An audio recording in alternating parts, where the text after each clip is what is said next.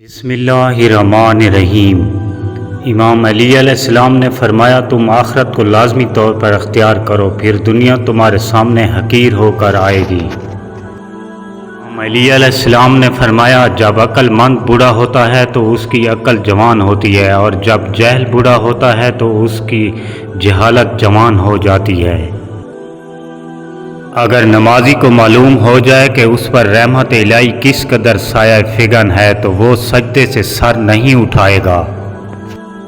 حضور صلی اللہ علیہ وآلہ وسلم نے ارشاد فرمایا رات کا کھانا مت ترک کرو اگرچہ اس کی مقدار ایک میٹھی کھجور ہو، اس لیے کہ رات کا کھانا نہ کھانے سے بڑھاپا آتا ہے۔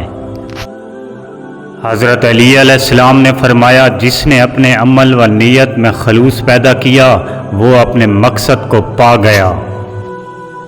حضرت علی علیہ السلام نے فرمایا یہ تمہاری کیا حالت ہے کہ تھوڑی سی دنیا پا کر خوش ہونے لگتے ہو اور آخرت کے بیشتر حصہ سے محرومی تمہیں غمزدہ نہیں کرتی؟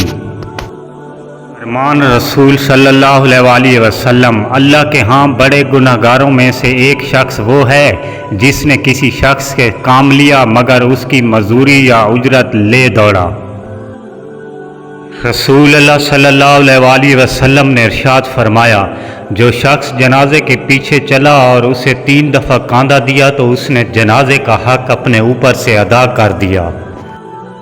حضرت علی علیہ السلام نے فرمایا تمہاری نیت کی آزمائش اس وقت ہوتی ہے جب تم کسی ایسے انسان کی مدد کرتے ہو جس سے تمہیں کسی چیز کا لالچ نہ ہو۔ حضرت امام علی علیہ السلام نے فرمایا جب دل کی آنکھیں آندھی ہوں تو ظاہری آنکھوں کی بینائی کوئی فائدہ نہیں دیتی۔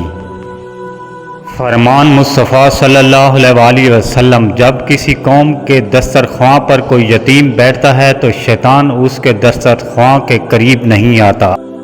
حضرت امام علی علیہ السلام نے فرمایا اگر کوئی تم سے صرف اپنی ضرورت کے وقت یاد کرتا ہے تو پریشان مت ہو بلکہ فخر کرنا کہ اس کو اندھیروں میں روشنی کی ضرورت ہے اور وہ تم ہو۔ اللہ حامی و ناصر، دعا گو ساگر۔